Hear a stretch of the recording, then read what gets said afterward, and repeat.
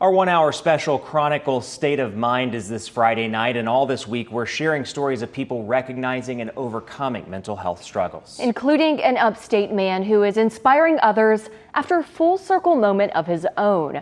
While sharing his testimony about suicide, he was touched by a student's own story. They tell our Kylie Jones how a small compliment goes a long way.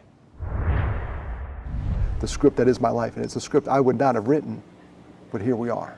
In fact, it's a script Dennis Gillen didn't want to reread for years. I felt like I was on an island of misfit toys. You know, I was just one of those people, like, this happened, I'm not going to talk about it. I didn't tell anyone about my brothers. I was part of the stigma I'm now fighting. For 16 years, Dennis masked defining moments in his life that were his two brothers' suicides. They didn't know what to tell me. You all know why I'm here.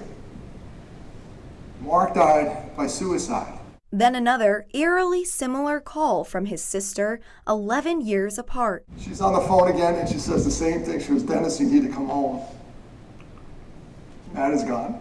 Finally, years of suppression came to the surface. Because that means my brothers were significant to me. Dennis started talking about them, creating the Half a Sorrow Foundation. Because we need to talk about mental health. We need to talk about suicide prevention because we tried not talking about it for years and it didn't work out so well. It was one speaking engagement at the University of Delaware that struck a different kind of chord with Dennis. This young man came up and told a story where he was struggling and he was having really bad thoughts. That student was Stephen Peele. There was one day when I was just like, I just don't want to be here anymore.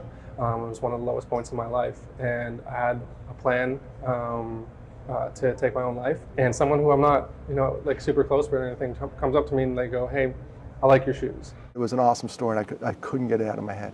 You ever meet an author? He's right here. Dennis says he needed to keep this story alive. Now, Stephen's story is told through the eyes of a character named Derek in their children's book, Nice Shoes. Derek's new shoes made him run fast, so fast that he caught the bus just in time.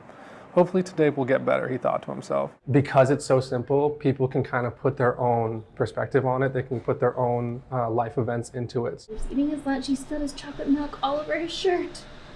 He's embarrassed. He looks like his friend's trying to make him feel better. It's a topic that is very near and dear to people's heart. They just don't know how to start talking about it. And it doesn't have to be anything more than, I'm not feeling that great.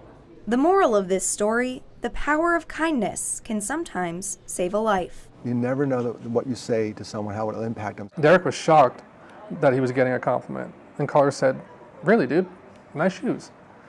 Carlos put out his hand and they fist bumped. Derek finally smiled and realized that his day wasn't so bad after all. Carlos was the most popular kid in school because he was also the nicest kid in school, even though Derek had a rough day. You can find the children's book, Nice Shoes, a little compliment can go a long way, for sale online. And you can watch Chronicle State of Mind this Friday night at 8 o'clock right here on WYFF4.